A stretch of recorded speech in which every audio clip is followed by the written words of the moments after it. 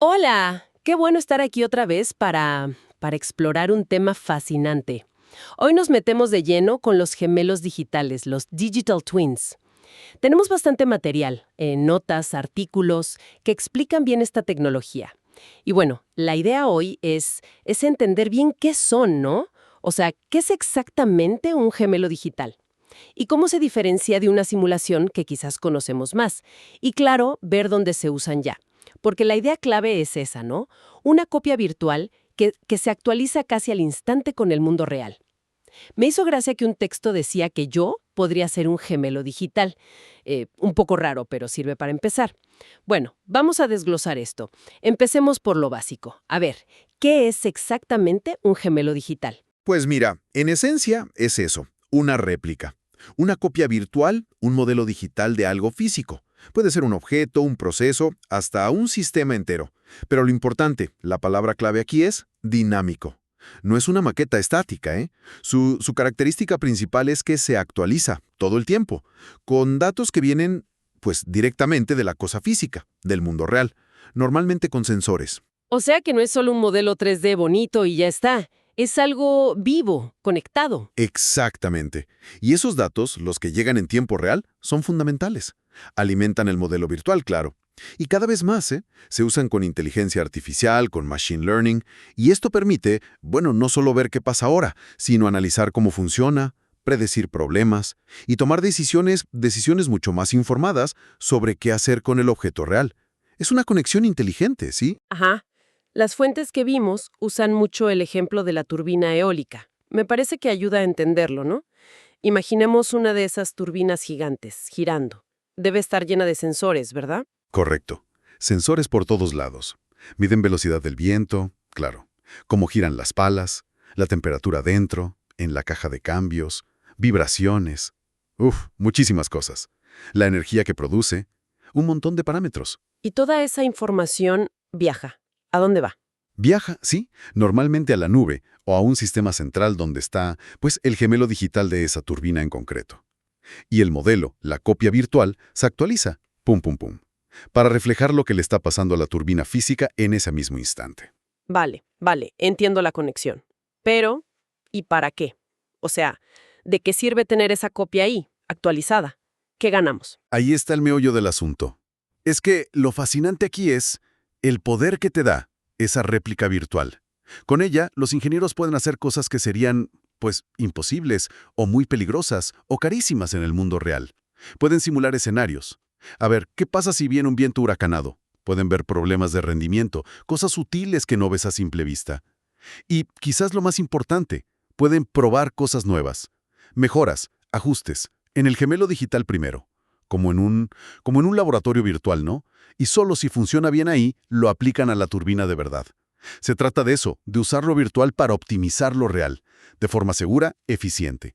Es llevar la ingeniería a otro nivel. Suena muy potente, la verdad. Pero, claro, surge la pregunta, que también salía en las fuentes. A ver, yo he trabajado con simulaciones, modelos que predicen cosas.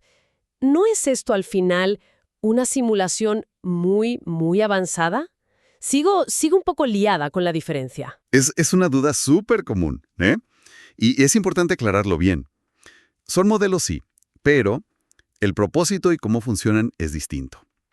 A ver, una simulación, la tradicional, se usa para estudiar cómo podría funcionar algo, bajo unas condiciones específicas que tú defines antes. Por ejemplo, simulas un choque de coche, con ciertos parámetros. Son como fotos, ¿sabes? De escenarios hipotéticos. Te dicen cómo debería funcionar algo en teoría. Entendido. Es un ¿qué pasaría si? Un escenario hipotético. Exacto. En cambio, el gemelo digital es una representación virtual viva Que evoluciona. de algo físico real que existe. La clave no es solo el modelo, es la conexión continua, Y bidireccional, con su parte física, con datos en tiempo real. No te dice cómo funcionaría una turbina genérica, sino cómo está esta turbina, la número 12 del Parque La Venta, ahora mismo. Sus vibraciones reales, su temperatura ahora, su producción instantánea. No es teoría, es la práctica, cómo está funcionando ya. bidireccional. Eso me ha llamado la atención. ¿Qué quieres decir con eso exactamente? Pues que la información va y viene, en los dos sentidos. Los sensores de la turbina física mandan datos al gemelo digital, sin parar. Datos frescos. Eso es un sentido. Pero luego, el análisis, las predicciones que salen del gemelo, por ejemplo, oye, esta pieza tiene un 80% de riesgo de fallar pronto, o las recomendaciones, esa información vuelve al mundo real. Se usa para tomar decisiones sobre la turbina física, como programar un mantenimiento antes de que se rompa o ajustar cómo opera. Si conectamos esto con el panorama general, ves que es un ciclo, que no para, de aprender y mejorar. Lo físico informa lo digital y lo digital ayuda a optimizar lo físico. Es... Una simbiosis. Claro. Que mantener esa conexión bien, que los datos sean buenos, eso tiene su miga, ¿eh? Técnicamente no es fácil. Vale, ahora sí. Ahora veo la diferencia mucho más clara. No es una foto, es como un espejo conectado, que además aprende y nos ayuda a mejorar el original. Y parece que esto no es todo igual. Las fuentes hablaban de distintos niveles o tipos de gemelos digitales. Aquí es donde se pone realmente interesante para mí, porque parece que la cosa puede escalar y mucho. ¿Nos guías un poco por esos niveles? Claro, por supuesto. Podemos verlo como capas, ¿no? De complejidad, que va creciendo. El nivel más básico, el fundamental, es el que llaman gemelo de componente. ¿Te refieres a una pieza suelta, como una pala de la turbina nada más? Justo eso. Un gemelo de componente se centra en una parte, una pieza crítica individual, y monitoriza en detalle cosas de esa pala, la tensión, las vibraciones, la temperatura en la superficie, si hay microfisuras, cosas así. El objetivo es entender a fondo esa pieza clave, ¿de acuerdo? Empezamos por lo pequeño, por la pieza. ¿Y el siguiente paso cuál sería? El siguiente nivel es el gemelo de activo, o Asset Twin. Aquí ya no miramos solo un componente, sino el activo completo, que está hecho de muchos componentes que interactúan. En nuestro ejemplo, sería la turbina eólica entera. Este gemelo junta los datos de las palas, sí, pero también del generador, de la caja de cambios, de los controles, la torre, todo. ¿Y qué ganas con esa visión más completa? Pues te permite estudiar cómo interactúan las piezas entre sí, cómo lo que le pasa a una afecta a las otras. Y aquí es donde el análisis de datos se pone más potente. Un gemelo de activo te da muchísima información sobre cómo va todo, la eficiencia. Y sobre todo, permite hacer predicciones mucho mejores. Las fuentes contaban casos, ¿sabes?, de gemelos de activo en turbinas o en motores de avión que predicen fallos en rodamientos, cosas así, con semanas de antelación, solo por patrones sutiles de vibración o temperatura. Y eso te permite pasar de arreglar cuando se rompe a arreglar justo antes. Mantenimiento predictivo lo llaman. Y eso ahorra una barbaridad, en dinero y en tiempo que la máquina está parada. Convierte los datos puros en ideas útiles accionables. Entendido. De la pieza al objeto entero y cómo funciona por dentro. Lógico. Y hay más niveles todavía. Sí, escalamos más. El siguiente es el gemelo de sistema. Este ya agrupa varios activos, varias máquinas, digamos, que trabajan juntas para hacer algo más grande. Siguiendo con el ejemplo, ya no sería una turbina sola, sino todo el parque eólico. Veríamos cómo interactúan las distintas turbinas, los activos entre sí, cómo afecta el viento a todo el parque, cómo orientar cada una para sacar el máximo de energía del conjunto. Vale, conectamos los activos entre sí, para ver el sistema completo. Y se puede ir aún más allá. Hay más. Sí, el nivel más amplio que suelen describir es el gemelo de proceso. Este ya modela cómo distintos sistemas colaboran dentro de una operación entera o un proceso de negocio completo. Va más allá de las máquinas físicas, ¿sabes? Incluye los flujos de trabajo, las conexiones lógicas. A ver, ¿un ejemplo de esto? Con las turbinas me cuesta un poco verlo. Imagina que no solo modelas el parque eólico, que es el sistema que genera energía, sino todo el proceso.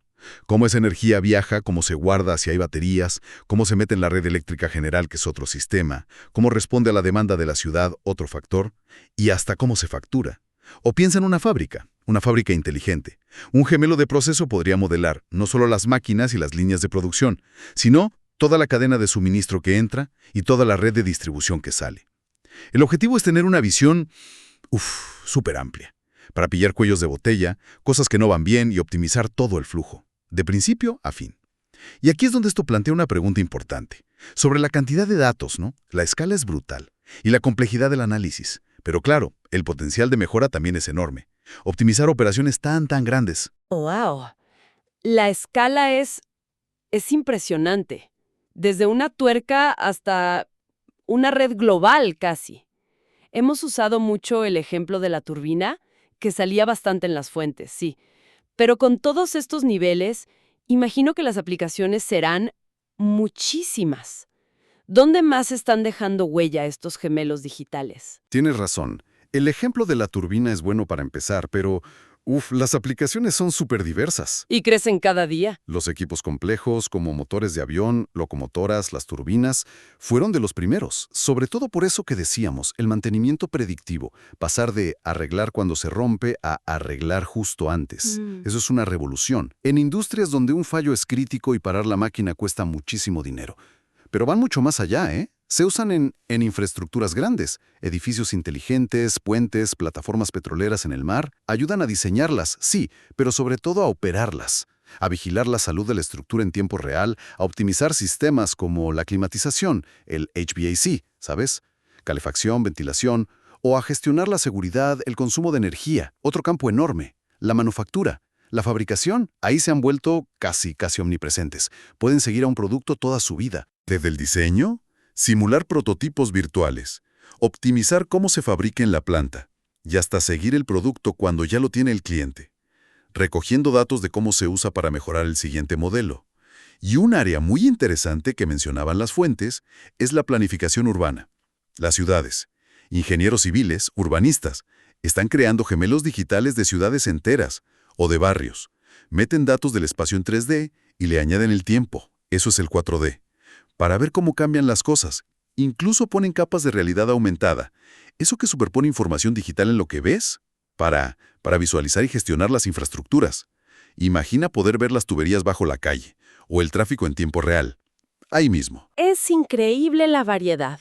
Parece que casi cualquier sistema un poco complejo podría tener su gemelo digital. Me sorprende que, aunque suene tan futurista, el término en sí no es tan nuevo. Las fuentes decían que venía de la NASA, ¿verdad? Correcto. El término gemelo digital, así como lo entendemos hoy, lo acuñó o al menos lo popularizó John Vickers, de la NASA, allá por el 2010, más o menos. Aunque la idea de usar modelos digitales para entender cosas físicas es más vieja, claro. Pero esta idea de la conexión dinámica, bidireccional, en tiempo real, eso cristalizó más hace poco, y su uso ha crecido de forma exponencial. Y no se quedan quietos, por lo que entiendo. Mencionaste antes que aprenden. Exacto. Y eso es quizá lo más potente mirando al futuro. No son solo modelos estáticos que se actualizan y ya. ¿Cómo se integran con la inteligencia artificial, el machine learning? Los gemelos digitales aprenden todo el tiempo de los datos que reciben. Se vuelven mejores prediciendo fallos, más listos encontrando optimizaciones, descubren patrones que un humano igual y ni vería. Generan conocimiento cada vez más útil para mejorar los productos físicos y hacer los procesos más eficientes. Es una evolución continua. Entonces, ¿qué significa todo esto? Si intentamos resumir la idea principal después de esta exploración, parece que hablamos de representaciones virtuales que son mucho más que copias. Son dinámicas, están conectadas, aprenden y sobre todo nos dan una forma nueva de entender, de interactuar y de mejorar el mundo físico, ¿no? Has dado en el clavo. Es precisamente eso. Y quizá, como reflexión final, más allá de las fábricas o las ciudades que hemos dicho, vale la pena pensar en las implicaciones más profundas, ¿no?